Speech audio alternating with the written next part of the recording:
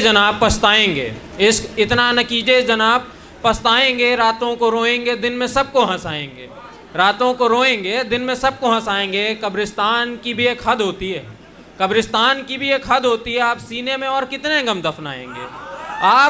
आप हमको समझकर क्या कीजिएगा, आप हमको समझकर क्या कीजिएगा, हम ना समझ हैं, हम आपको कहाँ समझ आएंगे। और ये आखिरी देखें कि खैर कोई बात हो जाए याद आ जाए तो लौट आइएगा, खैर कोई बात हो जाए याद आ जाए तो लौट आइएगा। रास्ता सीधा है हम बड़ी दूर तलक नज़र आएंगे, रास्ता सीधा है हम बड़ी दूर तलक नज़र आएंगे। ये एक पोयम है, नाम है पूनम के बाद का चांद।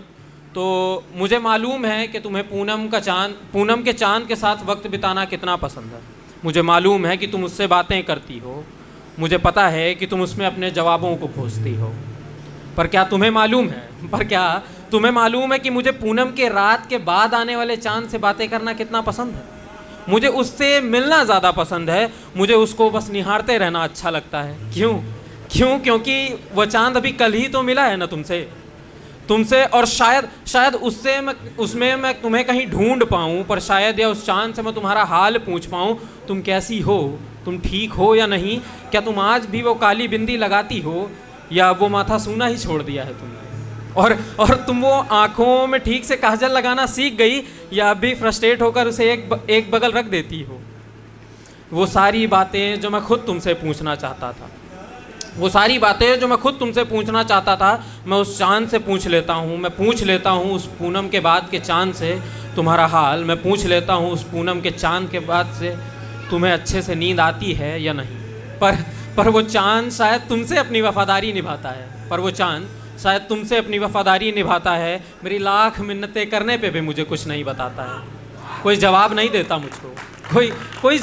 देता मुझको, मैं पूछता रहता हूँ, जवाब पाने को घंटों उसे एकटक निहारता रहता हूँ। मैं जिसने तुम्हारे साथ बैठकर पूनम के चांद और उससे आती दूधिया रोशनी में तुम्हें देखने के सपने देखे थे, अब उस पूनम की रात के जल्दी बीत जाने की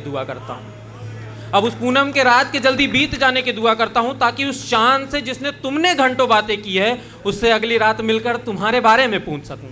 हाँ, मैं जानता हूँ ये चांद जवाब नहीं देगा, हाँ मैं जानता हूँ ये बस यूं ही वहाँ दूर आसमान में टंगा रहेगा, मगर ये खेल पसंद है मुझको। हर बार पहले उस पूनम का इंतज़ार करना, तुमने उससे बातें की होंगी और क्या क्या बातें की होंगी ये सोचना, और फिर अगली रात उस मूक चांद से अपने सवालों के जवाब पूछना। सुनो, मैं मिलता रहूँगा उस पूनम के चांद से, मैं पूछता रहूँगा उससे तुम्हारा हाल, तब तक जब तक वो चांद किसी दिन बोल ना पड़े या फिर किसी दिन मैं शांत ना हो जाऊँ। सुनो, तुम भी अपने पसंद के चांद से मिलते रहना। और आखिर में देखें कि मुझे मौत पे लिखना बड़ा पसंद है, तो 4 लाइनें उस पे कि सुनो अब आवाज़ देने का फ़ायदा नहीं, मरे हुए को बुलाने का कोई कायदा नहीं। तुम सामने होती तो शायद लौट भी आता, खाक हो जाने के बाद अब कोई फ़ायदा नहीं। और देखे कि अब मुझ पर कुछ लिखना नहीं, मुझसे कुछ कहना नहीं, मैं न पढ़ सकूंगा ना सुन सकूंगा, अब कोई फ़ायदा नहीं। मैं जब जिंदा था तेरी आवाज़ को तरस जाया करता